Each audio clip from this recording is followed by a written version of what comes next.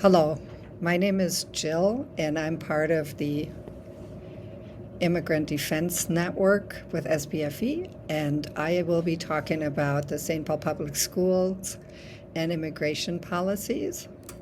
So there are many district policies and procedures, and in our immigration committee, we've been working on figuring out with the Board of Education how we can solidify our resolutions and perhaps make it into policy later.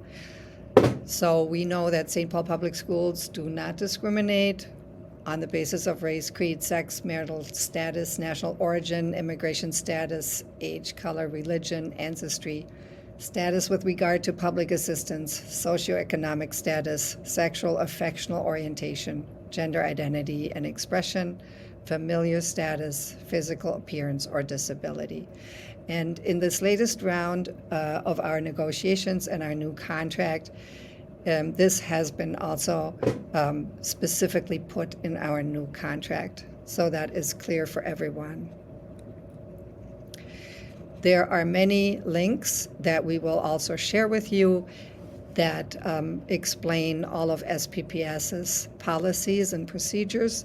Wanted to quickly open the gender inclusion policy. It is very specific and laid out nicely, and that is definitely one thing that I thought was of interest, and you can read that at a later date.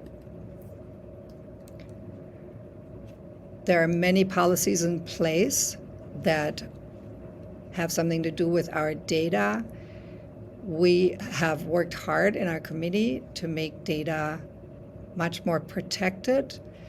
So, for example, it is now okay that when parents enter information in campus, that they do not need to share where their birthplace is, their student's birthplace or country of origin. They do not have to put down a social security number or identification number, so that in general it is harder for any outside organization or federal institution to come by this data.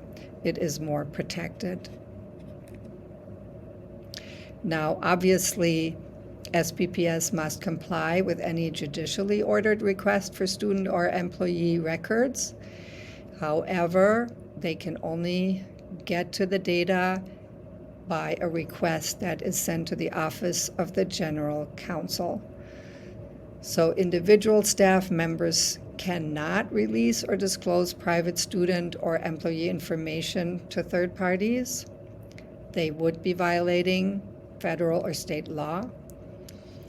And even though some of the data is public, such as name, date of birth, and participation in officially recognized activities in sports, as well as dates of attendance, they do not have to share all this data about birthplace and social security number.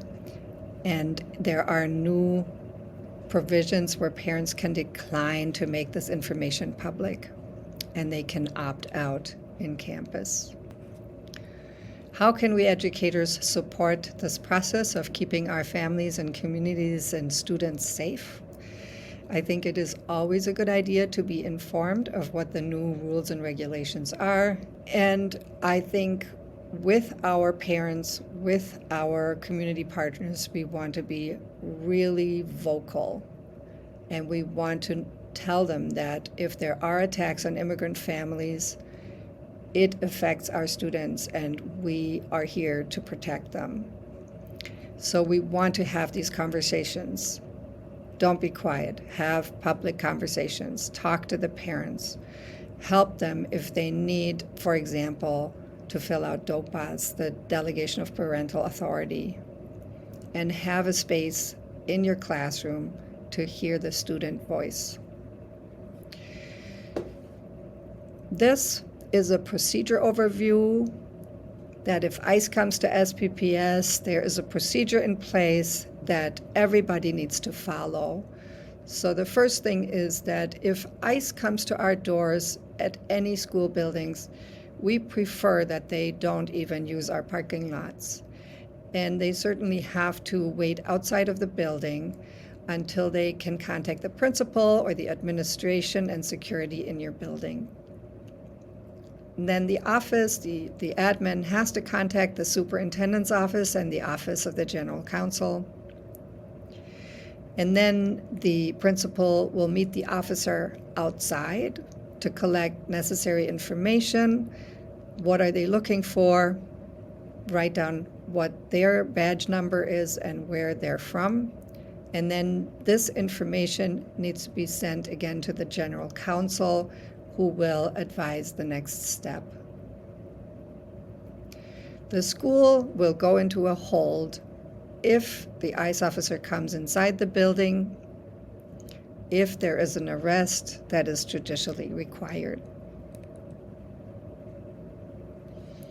Again, our committee has been working really hard on a board resolution, so our Board of Education has put resolutions down in 2017 and now has reaffirmed it in 2025. And it is very clear, it is also set down in our contract now that SPPS will not deny any student access to public education based on their immigration status. We are a safe and welcoming place. ICE is not welcome in our buildings, and there is procedures about how they can contact us. And it is in the best interest of our students, staff, and families in our community to legally oppose ICE if they threaten to disrupt our educational environments.